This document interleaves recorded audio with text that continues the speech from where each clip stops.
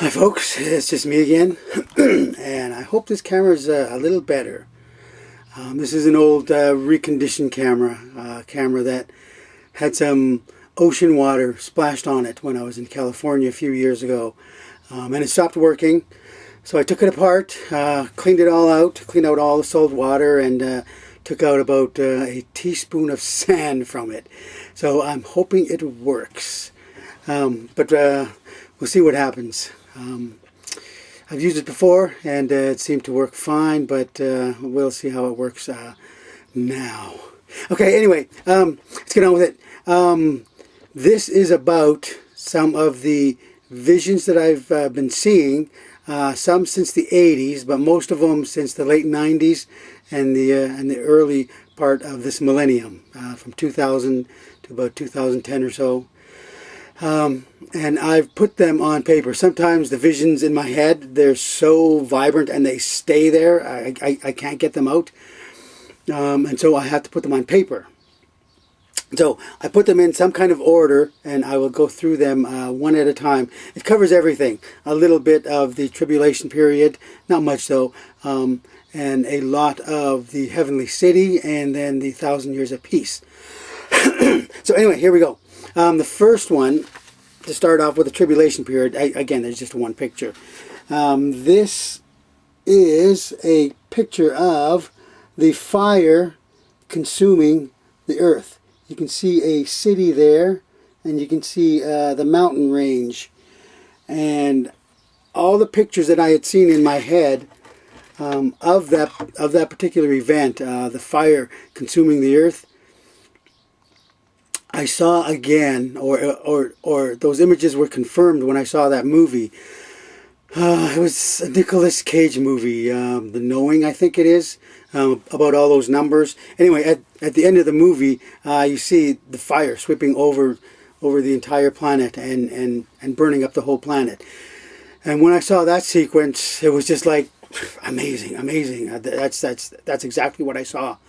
All the images of the fire consuming the earth that were in that movie, I had already seen. And again, to me, that is proof of Acts 2:17, where the Bible says that God is going to pour out His Spirit of prophecy on all flesh. So that means the believers and non-believers alike are going to be given bits and pieces of the future, prophetic visions of the future. And as the Bible also says, the spirit of prophecy is subject to the prophet, which means when someone gets one of those visions, they can only interpret it with the knowledge they have. And if they're non-Christians, non-Bible readers, then they can only interpret those visions in a worldly way. And I've spoken about that before. But for myself, I saw the fire sweeping over the planet and everything. And I've talked about the whole transition, making the new world, or making the new earth after the new world order is done. And that's that for the tribulation. Anyway, at the end of the tribulation period, God is going to open up the heavens. And the blackness of the starry night sky, or the blackness of space, is going to roll away. He's going to roll it up like a carpet. And what I saw there, I don't know if this makes any sense, but this is a shot of the brightness of heaven. It's all enclosing. It's all enclosing. And these black things, those are what is left of space. So eventually the earth and the moon and all the stars are going to have a white background when God reveals Himself at the end of tribulation, on that very day, on day one of the millennium. And when He rolls away the blackness of space, what people are going to see is the heavenly city shining from heaven. Again, this is the blackness rolling away and leaving the whiteness of heaven. And those particular shapes, these are the walls of the city, the walls of the heavenly city. And I've done plenty of videos on that, so if you want to go back in the playlist and check those, I go into more detail about the heavenly city. And I've got a few other drawings and a few other things about that too. Because the heavenly city, it is a kind of square shape, but the Bible also tells us that the walls are each made of a particular kind of stone. They're 12 different precious kinds of stone, and the doors are made out of pearl. And it may seem kind of odd when it looks like this, but again, that was just something that I used to get the pictures out of my head. From a distance, one could see it as something like that.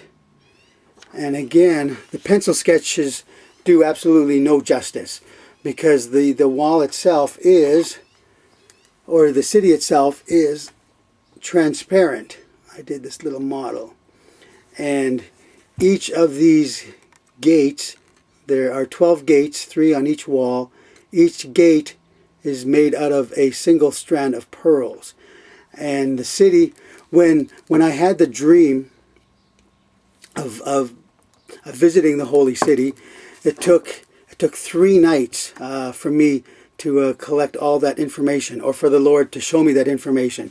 Because the first night of the dream, I saw it from a distance, so it was about like this. And then as I collected in as much information as my human brain could take, that's when the dream ended. And then on the second night, I flew in, or I was flown in a little closer, so I could see more of the city, and I could see more detail. And again, there was so much information there that the human mind cannot take it all in. And so on the third night, I not only got closer to the city, but I flew inside the city too. And I could see the lake inside, the sea of glass. But this particular model, it doesn't have any of the structures inside. And the structures inside the city are totally amazing.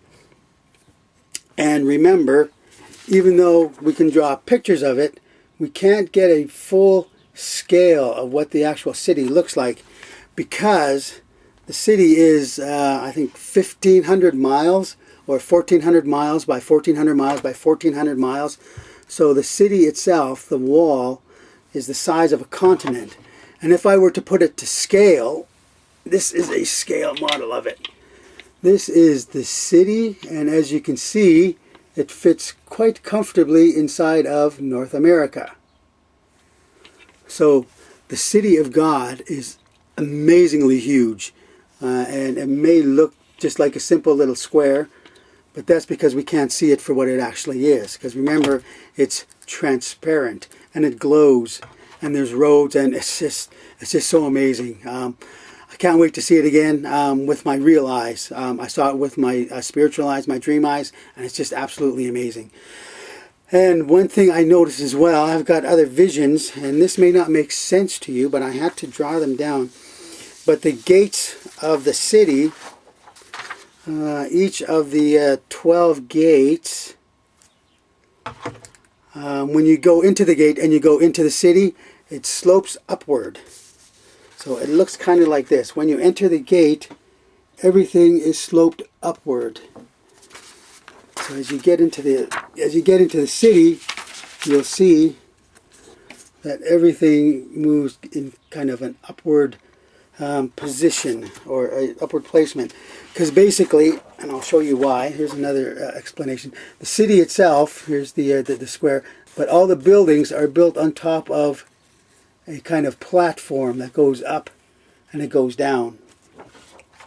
And you might ask why that happens. Because, you know, at the end of the 1,000 years of peace, God is going to take the city out of heaven and he's going to plunk it down onto the earth. And so when he does that, he's going to put it over top of Jerusalem. Where is Jerusalem on here? I can't see it upside down. Okay, he's going to put it over top of Jerusalem. And so eventually the city is going to be over top of Jerusalem. And so if everything were built on a flat plane, when the city goes down on top of the earth, it would squash everything.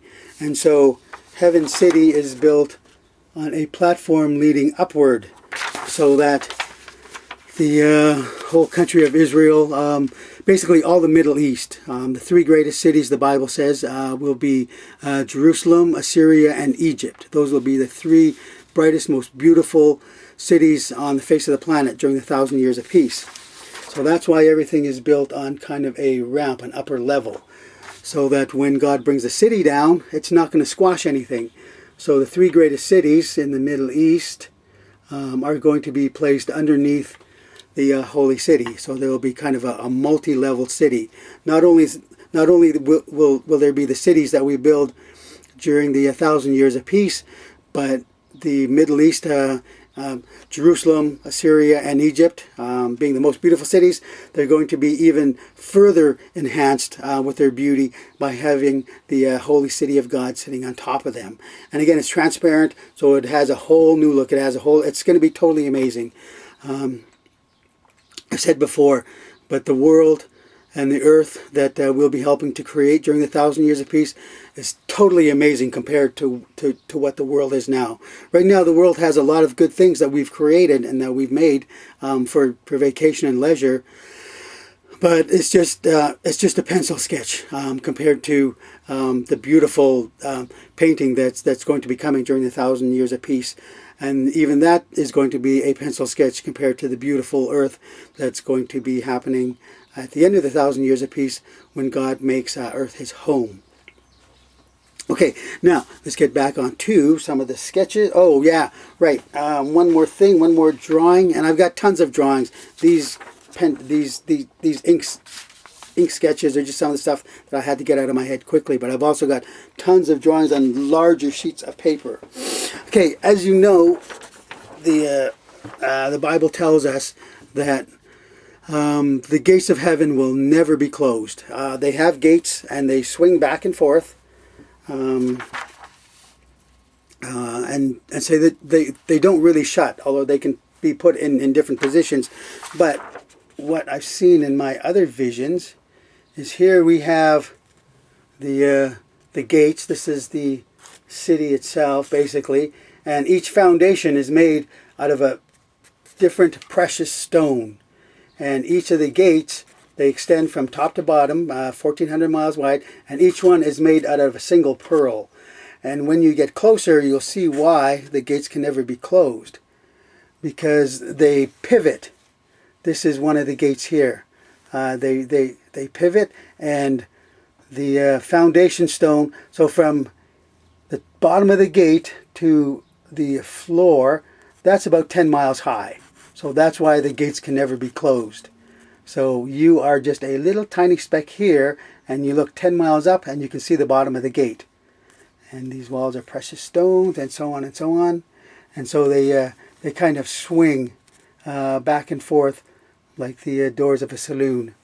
And again, the walls are set into precious stones. And if you read the book of Revelation, you can see or read about the 12 different kinds of stones, and they're absolutely amazing. And they're not solid. They're all transparent. The whole city of God is transparent, and it glows. And it's totally amazing. But you'll see that after the rapture, when we get up into heaven, and you can see the city for yourself.